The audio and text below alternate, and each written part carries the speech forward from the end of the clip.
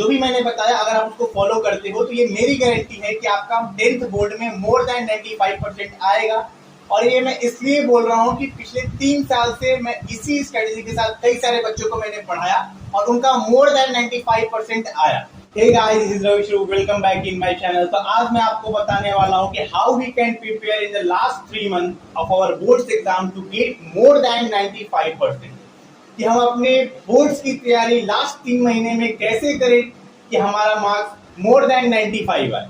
तो गाइस अभी तक आप लोगों का फर्स्ट टर्म का एग्जाम खत्म हो गया होगा, सारे बच्चे अभी निश्चिंत होंगे। कई बच्चे का एग्जाम अच्छा गया होगा, कई बच्चे का एग्जाम बुरा गया होगा। जिनका बुरा गया होगा उनका हालत अभी खराब होगा कि कैसे बोर्ड्स का तैयारी करें। अभी हमारे पास सिर्फ और सिर्फ 3 महीने का टाइम बचा हुआ है, क्योंकि मैं 3 महीने इसलिए बोल रहा हूँ कि अक्टूबर का महीना हमारा फेस्टिवल में ही चला जाता है। हमारे पास नवंबर, दिसंबर और जनवरी, ये बस 3 महीने बचा हुआ है। तो हमें ये पता होना चाहिए कि हमें क्या पढ़ना है और क्या नहीं पढ़ना है। तो बिना टाइम को वेस्ट किए हुए सबसे पहले मैं स्टार्ट करता हूँ साइंस से, कि साइंस में हमें क्या पढ़ना है। तो गाइस साइंस में मैं आपको बोलूंगा कि आप सिर्फ और सिर्फ एनसीईआरटी पढ़ो और नोट्स पढ़ो। आप कहीं भी हो, इंडिया के किसी भी कोने में, आप स्कूल जा रहे हो, आप ट्यूशन जा रहे होगे, आपके पास नोट्स जरूर होगा। आपके पास नोट्स नहीं है तो आपके पास कई यूट्यूब चैनल है जहाँ पे आपको नोट्स प्रोवाइड करा जाता है।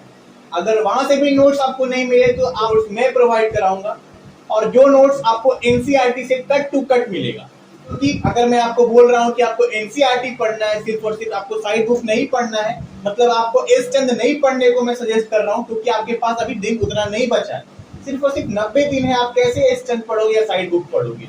बिकॉज एस चंद में आपको ही पता है फिजिक्स, केमिस्ट्री, बायो अलग अलग है, आप कैसे कितना पढ़ पाओगे? एस चंद क्यों कोई पढ़ता है या साइड बुक कोई क्यों पढ़ना चाहता है? कोई भी स्टूडेंट्स, क्योंकि स्टूडेंट्स एनसीईआरटी के लैंग्वेज को समझ नहीं पाते, इसीलिए हम लोगों ने नोट्स प्रिपेयर बनाया है, क्योंकि स्टूडेंट्स एनसीईआरटी के लैंग्वेज समझ नहीं पाते।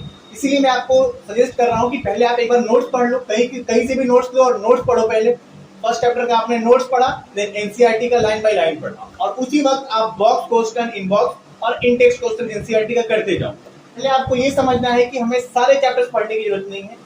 साइंस में काफी सिलेबस रिड्यूस्ड हुआ है, तो हमें सिर्फ और सिर्फ 13 चैप्टर पढ़ने हैं। सबसे पहले हमें नोट्स पढ़ने हैं। आप नोट्स कहीं से भी लाओ, अच्छे नोट्स लाओ, नोट्स पढ़ो, देन एनसीईआरटी पढ़ो, और तीसरा में आप सैंपल पेपर बनाओ। प्रीवियस ईयर क्वेश्चन पेपर और सवाल का एक सैंपल पेपर ले लो, जहां से आपकी प्रैक्टिस हो जाए।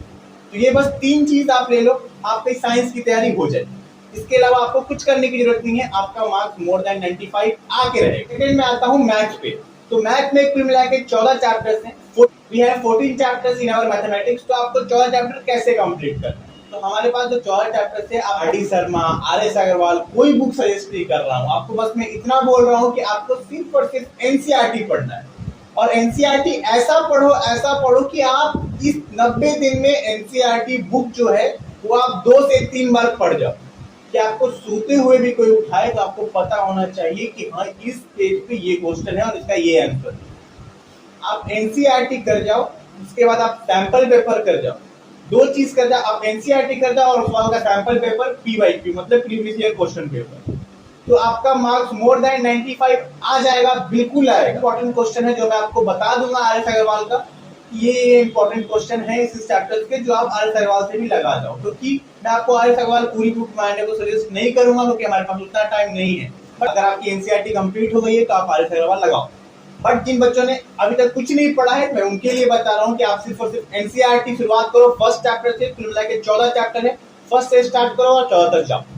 14 तक एनसीईआरटी फुल बनाओ, देन और सवाल का प्रैक्टिस पेपर आप प्रैक्टिस करो, बहुत प्रैक्टिस करो, और उसी में कुछ इंपॉर्टेंट क्वेश्चन आपको लगे आर एस अग्रवाल से तो मैं भी आपको बता दूंगा कि आप आर एस अग्रवाल से इंपॉर्टेंट क्वेश्चन लगा लो। अब मैं बात करता हूँ सोशल की। सोशल के लिए मैं आपको ये बता रहा हूँ कि 22 चैप्टर्स हैं जो कि आपको एनसीईआरटी से करने हैं। 4 बुक्स होते हैं, हिस्ट्री, सिविक्स, ज्योग्राफी, इकोनॉमिक्स, चारों बुक आप पढ़ जाओ।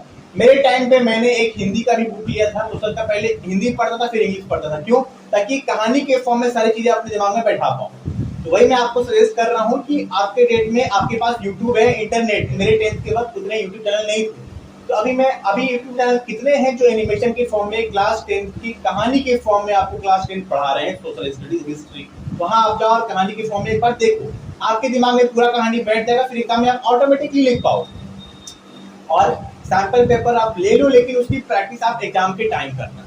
एग्जाम के टाइम में आप उसकी प्रैक्टिस करना। इसे आप 30 डेज पहले सैटरडे संडे को आप सोशल की प्रैक्टिस करना स्टार्ट करना, तो ऑटोमेटिकली आपका 90+ आ जाएगा। और इंग्लिश हिंदी की बात करूं मैं तो आपको इंग्लिश हिंदी में कॉम्प्रिहेंशन, ग्रामर और एसे राइटिंग, ये सारी चीजें इंग्लिश हिंदी में आपको देखनी होती है और आपको एनसीईआरटी के बुक्स पढ़ने होते हैं। तो इंग्लिश हिंदी एक लैंग्वेज सब्जेक्ट है जिसको आप सैटरडे संडे एक एक घंटे भी दोगे तो वो कहानी आप पहले कंप्लीट कर जाओ। फिर आपको कॉम्प्रिहेंशन, एसे राइटिंग, लेटर, ये सारी चीजें लिखने आनी चाहिए कि फॉर्मल लेटर कैसे लिखते हैं, इनफॉर्मल कैसे लिखते हैं, तो ये सारी चीजें आपको आनी चाहिए। तो मैं आपको अभी समराइज करता हूँ जो भी मैंने बताया। साइंस के लिए मैंने 3 चीजें बताई। पहली चीज एनसीईआरटी, दूसरी चीज नोट्स, तीसरी चीज ओसवाल का सैंपल पेपर। मैथ्स के लिए मैंने आपको 3 चीज बताए। एनसीईआरटी पे स्टिक रहो, एनसीईआरटी पूरा बना लो कम से कम 2 बार। उसके बाद प्रीवियस ईयर पे स्टिक करो, previous year question paper solve करो, ओसवाल का सैंपल पेपर ले लो और पीवाईक्यू बनाओ और उस पर प्रैक्टिस करो। थर्ड, आपको इंपॉर्टेंट क्वेश्चन आरएस अग्रवाल के मैं बता दूंगा, वो आप प्रैक्टिस कर। एंड उसके बाद मैंने आपको सोशल का बताया कि सोशल में सिर्फ और सिर्फ 22 चैप्टर्स हैं।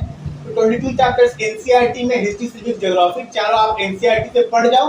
और आपको अगर बुक पढ़ने में बोरिंग फील हो रहा है तो आप यूट्यूब पे एनिमेशन के फॉर्म में कई सारे चैनल्स हैं जहां पे आप देख सकते हो जाकर। तो देखो, एंड इंग्लिश और हिंदी आपको एनसीईआरटी से ही पढ़ना है, आपको कहानी पढ़ना है और ऐसे राइटिंग ग्रामर आप सैटरडे संडे इंग्लिश हिंदी पे दे।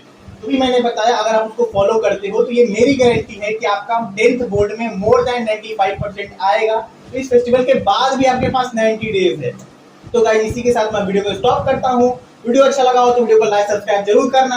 अगर नहीं भी करोगे तो भी कोई बात नहीं, मैं इसी तरह आपको वीडियो देते रहूंगा। मिलते हैं अगले वीडियो में, तब तक के लिए bye bye, take care, see you.